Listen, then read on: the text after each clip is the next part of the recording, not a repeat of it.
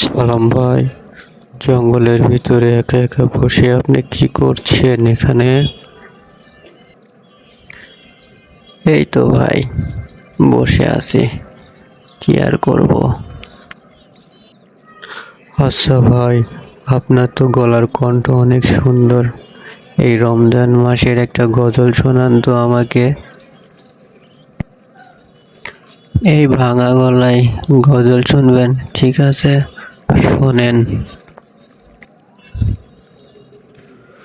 রমজানের ডাক এসেছে, ঘুমিয়ে আর থেকো না, জেগে ওঠো আলোর দিকে, খোদার কাছে চাও ক্ষমা। রমজানের ডাক এসেছে,